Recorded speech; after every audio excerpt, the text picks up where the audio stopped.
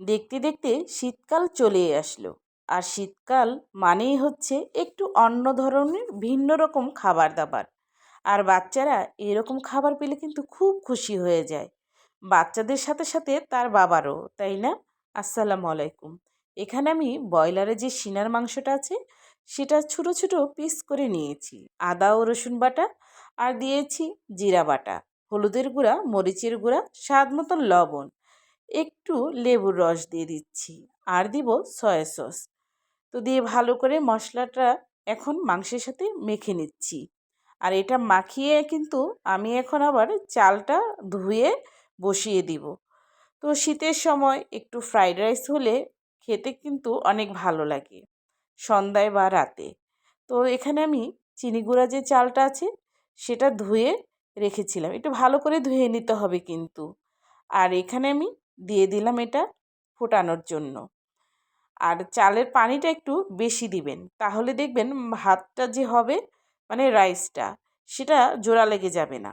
একটু সাদা তেল দিয়ে দিলাম, আর এই তেলটা দিলে একটু ঝরঝরা ভাব থাকবে। এই ফ্রাইড রাইস মানেই তো একটু ঝরঝরা, আর ঝরঝরা না হলে কিন্তু এটা খেতে একদম ভালো লাগে না।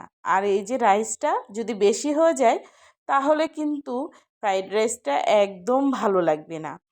তো চালের পানিটা একটু বেশি দিলে ভালো হয়, তাহলে কিন্তু এটা ফেনাটা জোড়া লেগে যায় না, আর একটু আঠালোও হয়ে যায় পানি কম হলে। পানিটা একটু বেশি দিলে রাইসটাও সুন্দর হয়, ঝরঝরে হয়। তো যখন দেখবেন যে খাওয়ার উপযোগী হয়ে গেছে ঠিক সে সময় হাতের আঙুলে তুলে একটা টিপ দিয়ে দেখে নেবেন যে রাইসটা হয়েছে কিনা।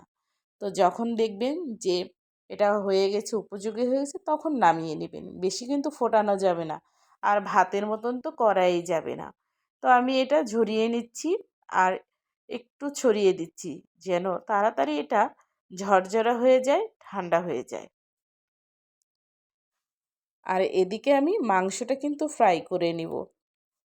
তো ব্রয়লারের এই মাংসটা এইভাবে ভেজে যদি আমি ফ্রাইড রাইসে দিই তাহলে কিন্তু খেতে অনেক ভালো লাগে। আর যাদের ঘরে ছোট বাচ্চা আছে তারা তো এটা ভীষণ পছন্দ করে। তো আমার ঘরে ছোট বাচ্চা আর কি আমার মেয়েই, তো আমাদের একটাই বাচ্চা। তো আমার মেয়ে খেতে এটা বেশি পছন্দ করে, তার সাথে সাথে তার বাবাও। তো এটা চাইলে আপনারা ডিম দিয়েও শুধু করতে পারেন, তবে আমি আজকে ডিমও দিব আর মাংস এই ভাজাটাও দিব। আমার কাছে এইভাবে করলে ভালোই লাগে। তো ভাজাটা প্রায় হয়ে গেছে, তুলে নিব।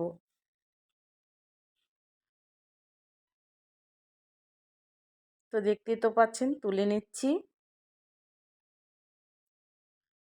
কড়াইটা কিন্তু আবার ধুয়েই নিলাম আমি। এদিকে আমি ডিমটা ভেজে নিব। আমি 3টা ডিম নিয়েছি, যেহেতু আমরা মানুষ কম, চালও কম, তো চাইলে আপনারা বেশিও নিতে পারেন, তবে চাল অনুযায়ী ডিম নিলে বেশি ভালো হয়। তো ডিমটা দেখতে তো পাচ্ছেন এরকম করে আমি ভেঙে নিচ্ছি। তো আমি এটা আগেই ডিমটা ভেঙে রেখেছিলাম।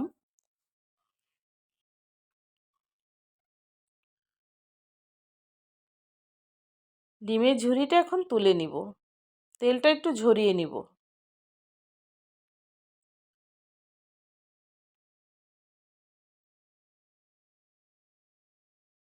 আর একটু তেল দিচ্ছি, সাথে একটু ঘি দিব, খেতে বেশি ভালো লাগবে। চাইলে আপনারা নাও দিতে পারেন। এখানে দেখতে তো পাচ্ছেন দারচিনি, এলাচ, রসুন কুচি আর হচ্ছে আদা কুচি দিলাম। এখন একটু ভেজে নিচ্ছি। পেঁয়াজ দিচ্ছি, পেঁয়াজটা আমি এরকম করে কেটে নিয়েছি, দেখতে তো পাচ্ছেন একটু ফালি ফালি করে। মরিচ কুচি দিচ্ছি,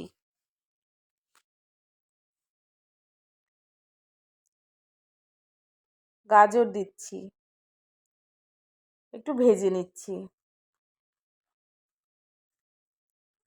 আর এখানে আমি সবুজ ক্যাপসিকামটা দিয়ে দিব।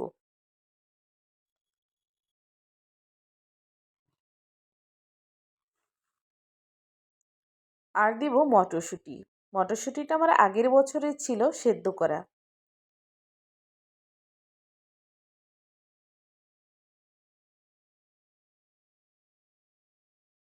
স্বাদ মতো লবণ দিচ্ছি। এখন সবজিটা রান্না করে নিব। একটু সয়া সস দিচ্ছি পরিমাণ মতন।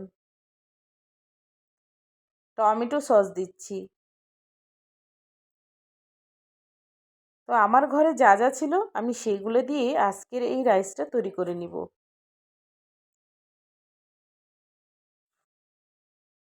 নেড়ে নিচ্ছি। চাইলে এখানে আরও সবজি আপনারা দিতে পারেন, যেমন বটবডি, ফুলকপি এখন পাওয়া যায়। এটা দিলেও কিন্তু খেতে অনেক ভালো লাগে। রাইসটা আমি দিয়ে দিচ্ছি। স্বাদ মতন লবণ দিলাম। এখন মিশিয়ে নিতে হবে।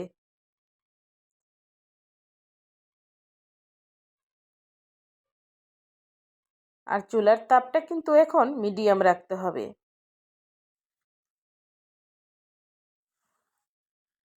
শীতকাল মানেই একটু অন্য ধরনের ভিন্ন রকমের খাবার দাবার। আর এরকম খাবার হলে কিন্তু খেতে ভালো লাগে।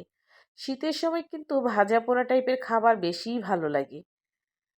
তো মাংস ভেজে রেখেছিলাম, দিয়ে দিলাম। আর ডিমগুলোও দিয়ে দিচ্ছি।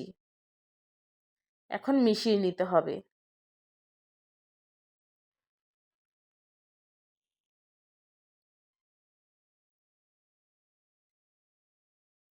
আর এরকম করে যদি বাসায় আপনারা তৈরি করেন তাহলে দেখবেন রেস্টুরেন্টে আর যাওয়ার দরকার হবে না। মাঝে মাঝে ঘরের সবাইকে এরকম খাবার তৈরি করে খাওয়াবেন, দেখবেন সবাই আপনার প্রশংসায় পঞ্চমুখ হয়ে যাবে। ঘরের তৈরি খাবার স্বাদই আলাদা। আর এখানে একটু টেস্টি সল্ট দিয়ে দিলাম। এটা দিলে আরেকটু স্বাদটা বেড়ে যায়, খেতে ভালো লাগে।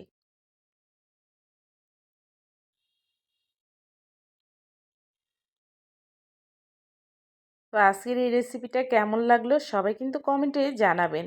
আর বাসায় কে কীভাবে তৈরি করেন অবশ্যই কমেন্টে জানাবেন।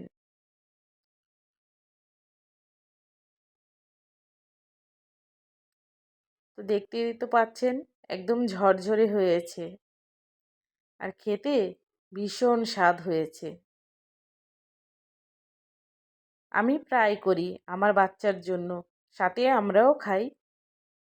ভালো লাগে, ঘরে থাকা উপকরণ দিয়ে হয়ে যায়। তো দেখতেই তো পাচ্ছেন।